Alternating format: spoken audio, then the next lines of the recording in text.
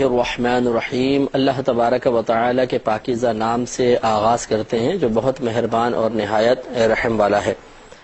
اللہ تعالیٰ کا بڑا فضل و کرم ہے کہ اس نے ہمیں بخاری شریف کے درس کی توفیق عطا فرمائی، اور آپ کے لیے بھی بہت بڑی سعادت کی بات ہے کہ وہ عظیم ترین کتاب کے جس کے بارے میں بسا اوقات ہم صرف سنتے ہیں یا سنا کرتے تھے، نہ اس کو کبھی دیکھا تھا، نہ اس کو چھوا تھا، نہ اس کی احادیث پر ہمیں اطلاع حاصل تھی، ایسے سینکڑوں بلکہ ہزاروں بلکہ لاکھوں مسلمان ہیں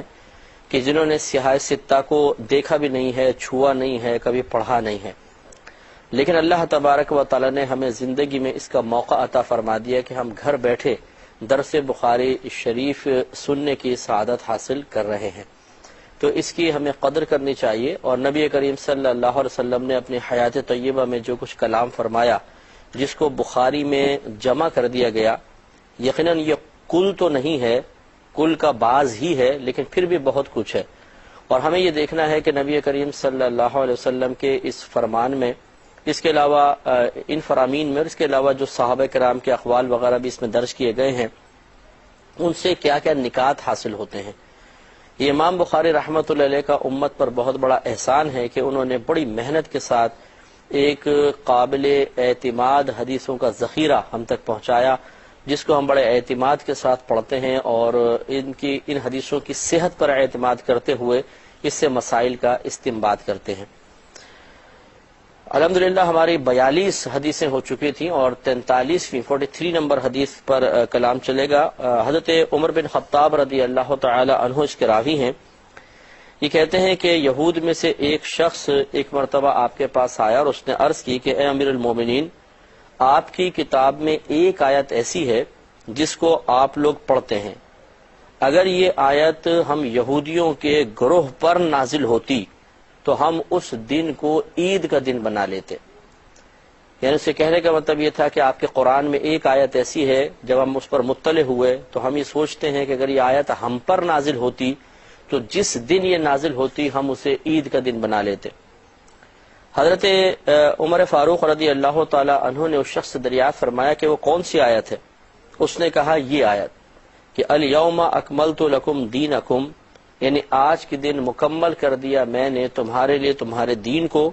وَأَتْمَمْتُ عَلَيْكُمْ نِعْمَتِي، اور مکمل کر دی میں نے تم پر اپنی نعمت، وَرَضِيتُ لَكُمُ الْإِسْلَامَ دِينًا، اور میں تمہارے لیے اسلام کے دین ہونے سے راضی ہو گیا۔ تو یہ آپ کو پتہ ہے کہ یہ آخری آیات میں سے ہیں کہ جو نبی کریم صلی اللہ علیہ وسلم پر نازل ہوئی، جب سرکار تبلیغ کا کام سر انجام دے چکے، آپ نے اللہ تبارک و تعالیٰ کے پیغام کو مکمل طور پہ پہنچا دیا، تب یہ آیت نازل ہوئی تھی کہ اللہ تعالیٰ نے فرمایا کہ آج کے دن میں نے تمہارے لیے تمہارے دین کو مکمل کر دیا اور تم پر اپنی نعمت کو تمام کر دیا، اور تمہارے لیے اسلام کے دین ہونے کے اعتبار سے راضی ہو گیا۔ جب اس شخص نے یہ بات بولی تو عمر فاروق رضی اللہ تعالی عنہ نے ارشاد فرمایا کہ قد عرفنا ذلك اليوم، بے شک ہم جانتے ہیں اس دن کو،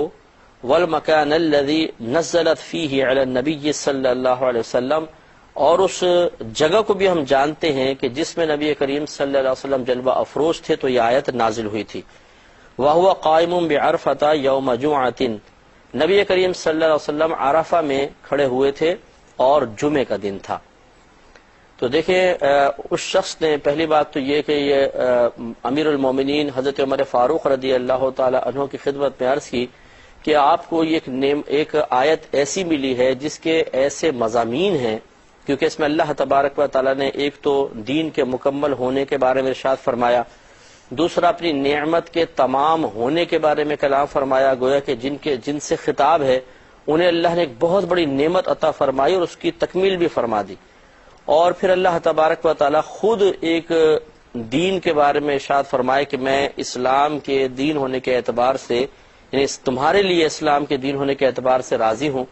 تو اس میں چونکہ اللہ تعالیٰ کی طرف سے اپنی نعمت کے تمام ہونے، مکمل ہونے اور مسلمانوں سے راضی ہونے کی گویا کہ ایک بشارت موجود ہے، تو شخص نے کہا کہ اگر یہ ہمیں ملتی آیت جس دن تو ہم اسے عید کا دن بنا لیتے۔ عمر فاروق رضی اللہ تعالی عنہ نے اس کا رد نہیں کیا کہ عید کا دن بنانے کا کیا فائدہ، کیوں تم عید کا دن مناؤ گے؟ کیا اللہ تعالیٰ نے حکم دیا ہے؟ نہیں، بلکہ حضرت عمر فاروق رضی اللہ تعالیٰ عنہ نے ثابت فرمایا کہ جس دن کوئی اللہ تعالیٰ کا انعام حاصل ہوتا ہے اس دن کو عید منانا، یعنی اس میں خوشی کا اظہار کرنا، اس میں کوئی حرج نہیں ہے، اور ہمیں اس تکلف کے اختیار کرنے کی اس لیے حاجت نہیں ہے کہ اللہ تبارک و تعالی نے جب اس آیت کو نازل فرمایا تو ہمارے لیے تو ویسے ہی وہ عید کا دن تھا، یعنی جمعے کا دن، اور مقام بھی ایسا معتبر تھا، یعنی میدان عرفات۔ تو گویا کہ اس حدیث سے یہ ضرور ایک بات معلوم ہوئی کہ یہود بھی ہمارے قرآن کو پڑھا کرتے تھے اور قرآن کی آیات پر غور و تفکر کر کے اس پر رشک کیا کرتے تھے اور اپنے لیے تمنا کرتے تھے کہ کاش ہمیں بھی ایسی کوئی چیز حاصل ہوتی۔ تو ہمیں غور و تفکر کرنا چاہیے کہ ایک ایسی قوم کہ جس نے نبی کریم صلی اللہ علیہ وسلم کا کلمہ نہیں پڑھا، لیکن جب وہ ہمارے قرآن پر مطلع ہوئے تو ان کو تمنا ہوئی کہ کاش یہ آیت ہمیں ملتی، لیکن جن کو مل گئی ہے ان کے بارے میں آپ تھوڑا غور و تفکر فرمائیں کہ کیا وہ بھی اس آیت کو حاصل کرنے کے بعد خوشی کا اظہار کرتے ہیں، یا انہوں نے اس جیسے ایک تو آیت نازل ہوئی وہ جمعے کا دن ہی تھا، عید کا دن تھا، کہ یہ حدیث میں ہے نبی کریم صلی اللہ علیہ وسلم نے ارشاد فرمایا کہ اللہ تعالیٰ نے جمعے کے دن کو مومنین کے لیے عید کا دن قرار دیا ہے، تو وہ تو خیر نازل ہوئی، لیکن اب اس آیت کو پانے کے بعد ہمیں بھی کچھ نہ کچھ تو خوشی کا اظہار کرنا چاہیے تھا، یا کم از کم خوش ہونا چاہیے تھا، الفاظ تشکر ہماری زبان سے نکلنے چاہیے تھے، لیکن ہمارا المیہ یہ ہے کہ ہم قرآن عظیم کو پڑھنے کے لیے تیار نہیں ہیں، اور پڑھیں تو ترجمہ اور تفسیر کے ساتھ سمجھنے کے لیے تیار نہیں ہیں، عربی عبارات پڑھتے چلے جاتے ہیں، کچھ پتہ نہیں ہوتا کہ ہم کیا پڑھ رہے ہیں کیا نہیں، بس جلدی جلدی صفحے پلٹنے، قرآن عظیم ختم کرنے کے اوپر زور ہوتا ہے، اور گنتے ہیں 1 ہو گیا 2 ہو گیا 3 ہو گیا، اور پھر فوراً ایصال ثواب کے لیے کوشش شروع ہو جاتی ہیں، دوسروں سے مانگتے ہیں، خود ایصال ثواب کرتے ہیں، اور اس طریقے سے جو قرآن کا اصل مقصود اور نزول کے اصل مقاصد تھے انہیں فراموش کر دیتے ہیں۔ ہمیں بھی چاہیے کہ اس آیت پر غور و تفکر کریں کہ اللہ تعالیٰ ارشاد فرما رہا ہے کہ آج کے دن میں نے تمہارے لیے تمہارے دین کو مکمل کر دیا۔ اس کا مطلب یہ ہے کہ دین کامل ہو گیا، مکمل ہو گیا، جتنے احکام نازل ہونے تھے نازل ہو گئے، تو اب ایک تو مزید کوئی حکم کوئی سختی نہیں آئے گی۔ دوسری بات یہ ہے کہ کسی چیز کی تکمیل جب ہو جاتی ہے تو انسان کو خوشی ہوتی ہی ہے، تعلیم کمپلیٹ ہو جاتی ہے، بچوں کے ایک عمر کا ایک خاص حصہ ایسا ہوتا ہے جب مکمل ہو جاتا ہے تو شادی بیاہ کا موقع آتا ہے، شادی بیاہ بھی کر دیتے ہیں تو ہم کہتے ہیں اب تو بس اپنی لائف کمپلیٹ ہو گئی۔ تو اسی طرح اور دیگر انعامات ملتے ہیں تو انسان کو خوشی ہوتی ہے کسی چیز کی تکمیل پر۔ تو اللہ تعالیٰ نے یہاں پر دین کے بارے میں ارشاد فرما رہا ہے کہ آج کے دن تمہارے لیے دین کو مکمل کر دیا، تو ہمیں بھی خوشی ہونی چاہیے تھی، لیکن وہ خوشی ہو تو تب کہ جب ہم قرآن کو پڑھیں اور سمجھیں، اور پھر ہمیں آیات کے مفہوم حاصل ہوں اور ہم اس پہ اظہار تشکر اظہار خوشی کریں۔ اور پھر دیکھیے اتممت علیکم نعمتی، میں نے تم پر اپنی نعمت کو تمام کر دیا، نعمت کو مکمل کر دیا، یعنی تمہیں قرآن کے ذریعے وہ چیزیں عطا فرمائیں کہ جب تم ان پر عمل کرو، قرآن کی تعلیمات کو اپناؤ، اسے عملی طور پہ نافذ کرو، تو اللہ تعالیٰ کی بارگاہ سے تمہیں وہ انعامات ملیں گے جس کا تم تصور بھی نہیں کر سکتے۔ اور پھر اسلام کے ہمارے لیے عذر دین کے راضی ہونے کا بھی اللہ تعالیٰ نے اعلان فرمایا۔ خلاصہ کلام یہ ہے کہ اس میں تمام وہ باتیں موجود تھیں کہ جن پہ غور و تفکر کرنے کے بعد ہمیں اللہ تعالیٰ کی بارگاہ میں شکر ضرور ادا کرنا چاہیے تھا، لیکن ہم کر اس لیے نہیں پاتے ہیں کہ ہم اس پر مطلع نہیں ہوتے ہیں۔ تو اس سے کم از کم اب جو سننے والے ہیں وہ اس آیت کو سن چکے ہیں، اس کا مفہوم سمجھ چکے ہیں، تو ہمیں کم از کم یہ چاہیے کہ کم از کم ایک بار تو اللہ تبارک و تعالیٰ کی بارگاہ میں عرض کریں کہ اللہ تیرا بڑا شکر ہے کہ تو نے ہمیں اتنی نعمت عطا فرمائی کہ دین کو بھی ہمارے لیے مکمل کیا، نعمت کو بھی تمام کر دیا، اور تو نے ہمیں اپنے حبیب کریم صلی اللہ علیہ وسلم کی امت میں پیدا فرمانے کے ساتھ ساتھ مسلمان بھی بنا دیا۔ ان پر اظہار تشکر ضرور ہونا چاہیے۔ دوسری بات جیسے کہ معلوم ہوا کہ جس دن یا کسی خاص تاریخ کو کوئی بڑا واقعہ ہو تو اسے وجہ خوشی بنا لینا اور اس دن میں خاص طور پر خوشی کا اظہار کرنا، اس میں شرعاً کوئی حرج نہیں ہے، کیونکہ یہود کے ہاں یہ تصور موجود ہے اور ہمارے مذہب اسلام میں بھی یہ تصور موجود ہے۔ جیسے کہ نبی کریم صلی اللہ علیہ وسلم جب مدینہ منورہ تشریف لائے تو یہود کو 10 محرم الحرام کا روزہ رکھتے ہوئے پایا، تو آپ نے ارشاد فرمایا کہ یہ کیوں تم روزہ رکھتے ہو، اتنا اہتمام، اتنا سب ایک جوش، ایک ولولہ ہے۔ انہوں نے عرض کی کہ بات دراصل یہ ہے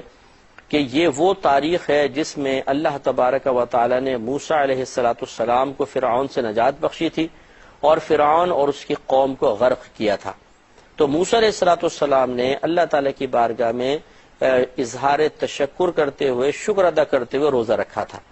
تو ہم بھی موسیٰ علیہ السلام کی پیروی میں، اتباع میں روزہ رکھتے ہیں۔ نبی کریم صلی اللہ علیہ وسلم نے اس بات کو سننے کے بعد ارشاد فرمایا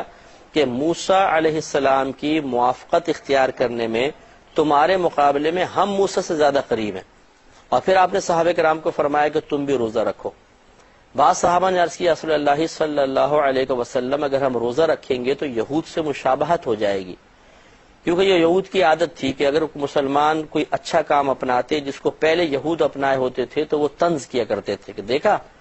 شریعت اپنی لانے کا کہتے ہیں اور ہمارے طریقے پہ چل رہے ہیں۔ جیسے کعبۃ اللہ کے مسئلے میں جب تک مسلمان بیت المقدس کی طرف رخ کر کے نماز پڑھتے رہے یہ لوگ تانہ زنی کرتے رہے،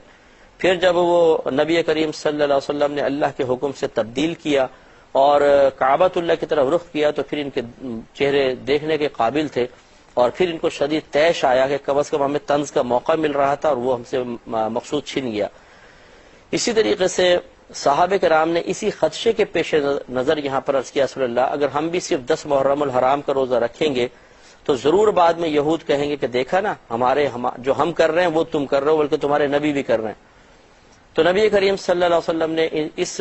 درخواست کو سننے کے بعد یہ نہیں فرمایا کہ اچھا پھر نہ رکھو، بلکہ شاید فرمایا کہ اچھا پھر ایک دن پہلے یا بعد کا روزہ بھی ملا لو، یعنی 9 اور 10 یا 10 اور 11۔ معلوم یہ ہوا کہ جس دن میں کوئی بڑا انعام نازل ہوا، جس دن میں اللہ تبارک و تعالی نے کوئی بڑی نعمت عطا فرمائی، تو انبیاء علیہ السلام کا بھی طریقہ رہا ہے کہ وہ عبادت کے ذریعے اس کو منایا کرتے تھے یا اظہار تشکر کیا کرتے تھے، جیسے کہ موسیٰ علیہ السلام نے کیا۔ اور پھر یہ واقعہ موسیٰ علیہ السلام کے زمانے میں ہوا تھا، لیکن جب 10 محرم الحرام آتا رہا تو یہود جو موسیٰ علیہ السلام کی پیروی کرنے والے تھے وہ روزے رکھتے رہے۔ پھر یہ سلسلہ مدینے تک پہنچا، پھر نبی کریم صلی اللہ علیہ وسلم نے واقعہ ہوا ہے کئی سو سال پہلے، لیکن سرکار بھی ایک اپنے نبی بھائی کی موافقت اختیار کرتے ہوئے 10 محرم الحرام کا نہ صرف خود روزہ رکھ رہے ہیں بلکہ دوسروں کو بھی تلقین کر رہے ہیں کہ وہ اس طرح کریں، اور پھر اب یہ آج تک جاری و ساری ہے۔ اس سے معلوم ہوا کہ خلاصہ کلام وہی ہے کہ جب اللہ تعالیٰ کا کوئی انعام نازل ہو اس دن کو خوشی کا ذریعہ بنا لینا یا اس دن خوشی کا اظہار کرنا اور عبادات اختیار کرنا یہ انبیاء علیہ السلام کا طریقہ ہے۔ لہٰذا اب ذرا تھوڑا سا غور کیجئے کہ سارے انعام ایک طرف، سارے اللہ کے فضل اور کرم ایک طرف، لیکن نبی کریم صلی اللہ علیہ وسلم کی کائنات میں آمد بلا مبالغہ کہا جا سکتا ہے کہ یہ اللہ تعالیٰ کے بڑے بڑے انعامات میں سے ایک انعام ہے۔ اگر نبی کریم صلی اللہ علیہ وسلم تشریف نہ لاتے تو یہ حدیث قدسی کا مفہوم ہے کہ اگر نبی کریم کو پیدا کرنا مقصود نہ ہوتا تو اللہ تبارک و تعالیٰ اپنی ربوبیت ہی ظاہر نہ فرماتا، یعنی اپنا رب ہونا ظاہر نہ فرماتا۔ تو سرکار کائنات میں تشریف لائے تو ساری نعمتیں ہم کو حاصل ہوئیں، حتیٰ کہ ہم نے اللہ تعالیٰ کو پایا، قرآن کو پایا، مذہب اسلام کو پایا، یہ سب نبی کریم صلی اللہ علیہ وسلم کا صدقہ ہے۔ تو جس دن یہ عظیم ہستی تشریف لا رہی ہے اس دن کو پھر عید کا دن کیوں نہ منایا جائے اور اس دن اظہار تشکر اور اظہار خوشی کیوں نہ کیا جائے کہ موسیٰ علیہ السلام جب فرعون سے نجات پا رہے ہیں تو اس دن آپ روزہ رکھ رہے ہیں، اور جس دن نبی کریم صلی اللہ علیہ وسلم تشریف لا رہے ہیں جو یقینی سی بات ہے کہ فرعون کی قوم سے یا فرعون سے نجات سے بڑا انعام ہے، تو کیوں نہ اس دن میں پھر عبادات کا اہتمام کیا جائے۔ اور اسی طرح جب یہود یہ کہہ رہے ہیں کہ جس دن یہ آیت نازل ہوئی اگر ہم پر نازل ہوتی تو ہم اس کو عید کا دن منا لیتے، یعنی خوشی کا اظہار کرتے، عمر فاروق رضی اللہ تعالیٰ عنہ نے ان کے اس قول کا رد نہیں فرمایا کہ نہیں ایسا کیسے کرو گے، عید تو جو اللہ تعالیٰ جس کو عید کہے وہ عید ہے، تم کیوں اس طرح خوشی مناؤ گے، نہیں، بلکہ آپ نے فرمایا کہ ہاں بالکل ٹھیک کہہ رہے ہو، لیکن ہم اس لیے باقاعدہ اہتمام نہیں کرتے ہیں کہ جس دن یہ آیت نازل ہوئی اس دن ہمارے لیے عید کا ہی دن تھا، یعنی جمعے کا روز تھا۔ تو خلاصہ کلام یہ ہے کہ نبی کریم صلی اللہ علیہ وسلم کی ولادت باسعادت کے موقع پر اگر کوئی شخص اظہار خوشی کرتا ہے اور عبادات کو اختیار کرتا ہے تو اس میں کوئی حرج نہیں ہے، بلکہ یہ قرآن و حدیث کی تعلیمات سے اور صحابہ کرام کے عمل اور ان کی سوچ و فکر کے نتیجے کے طور پر ثابت ہے۔ اب دوسری حدیث سے دیکھتے ہیں، الزکوٰۃ، باب قائم کیا ہے الزکوٰۃ من الاسلام، حدیث نمبر 44 ہے، اور اس میں حضرت امام بخاری رحمۃ اللہ علیہ حضرت طلحہ بن عبید اللہ رضی اللہ تعالی عنہ سے ایک حدیث پاک نقل کرتے ہیں۔ یہ کہتے ہیں کہ حضرت سہیل بن مالک اپنے والد سے روایت کرتے ہیں، انہوں نے کہا کہ میں نے یہ سنا، حضرت طلحہ بن عبید اللہ کہہ رہے تھے کہ ایک شخص نبی کریم صلی اللہ علیہ وسلم کی خدمت میں حاضر ہوا، وہ اہل نجد میں سے تھا اور اس کے بال بکھرے ہوئے تھے، یعنی جو آج کل ریاض جس کا نام ہے، پہلے نجد نام تھا، وہ وہاں سے آیا تھا اور اس کے بکھرے ہوئے بال تھے۔ یہ فرماتے ہیں کہ ہم اس کی آواز کی گنگناہٹ سن رہے تھے، یعنی وہ ایسے تو کچھ بار بار بول رہا تھا لیکن ہمیں صحیح سمجھ میں نہیں آ رہا تھا، اور ولا نفقہ ما یقول، اور ہم سمجھ نہیں پا رہے تھے جو وہ کہہ رہا تھا، حتیٰ کہ وہ قریب آ گیا تو پھر ہم نے سنا کہ وہ سوال کر رہا تھا اسلام کے بارے میں، یعنی گویا کہ وہ کہہ رہا تھا، یہاں تفصیل تو یہاں نہیں ہے، شارحین نے لکھا گویا کہ وہ شخص یہ کہہ رہا تھا یا رسول اللہ مجھے اسلام کے بارے میں بتائیے، یا جو اسلام کے بنیادی ارکان ہیں ان کی خبر دیجیے۔ تو نبی کریم صلی اللہ علیہ وسلم نے ارشاد فرمایا کہ 5 نمازیں دن میں اور رات میں، یعنی اسلام کی جو علامات ہیں، یہ جو اسلام کے ارکان ہیں ان میں سے ایک نماز ہے، سرکار نے فرمایا 5 نمازیں دن میں اور رات میں۔ اس نے پوچھا کہ کیا ان نمازوں کے علاوہ مجھ پر کوئی اور نماز بھی لازم ہے؟ نبی کریم صلی اللہ علیہ وسلم نے ارشاد فرمایا کہ نہیں، مگر یہ کہ تم نفل ادا کرو تو تمہاری مرضی ہے، لیکن تم پہ فرض جو نمازیں ہیں وہ 5 ہی ہیں۔ پھر نبی کریم صلی اللہ علیہ وسلم نے ارشاد فرمایا اور رمضان کے روزے، یہ بھی اسلام کے رکن ہیں۔ اس نے عرض کی کہ کیا مجھ پر ان رمضان کے روزوں کے علاوہ کچھ اور روزے بھی فرض ہیں؟ تو نبی کریم صلی اللہ علیہ وسلم نے فرمایا کہ نہیں، ہاں اگر تم نفل روزے رکھو تو تمہاری مرضی ہے۔ راوی کہتے ہیں کہ پھر نبی کریم صلی اللہ علیہ وسلم نے اس کے لیے ذکر کیا کہ زکوٰۃ، تیسرا رکن ہے زکوٰۃ۔ اس نے عرض کی کہ کیا مجھ پر اس زکوٰۃ کے علاوہ بھی کچھ مال خرچ کرنا لازم ہے؟ نبی کریم صلی اللہ علیہ وسلم نے ارشاد فرمایا کہ نہیں، ہاں اگر تم نفل ادا کرو تو تمہاری مرضی ہے۔ تو یہاں پہ 3 ارکان کا ذکر ہے۔ یہ ایسا ہوتا ہے کہ بعض اوقات جیسے شروع اسلام کے اندر جتنے احکام نازل ہوتے رہے، جتنے ارکان ظاہر کر دیے گئے تھے، بعض اوقات سرکار صرف ان کے بارے میں ارشاد فرماتے تھے، جیسے اور بہت شروع اسلام میں چلے جائیں کہ نبی کریم صلی اللہ علیہ وسلم نے اس وقت فقط اتنا فرمایا کہ جس نے لا الہ الا اللہ کہہ لیا وہ جنت میں جائے گا، کیونکہ اس وقت معیار یہی تھا کہ کم از کم کلمہ انسان پڑھ لے۔ پھر جیسے جیسے بتدریج احکام نازل ہوتے رہے، نبی کریم صلی اللہ علیہ وسلم نے اضافہ فرمایا اور بہت سی چیزیں ہم پر لازم فرمائی۔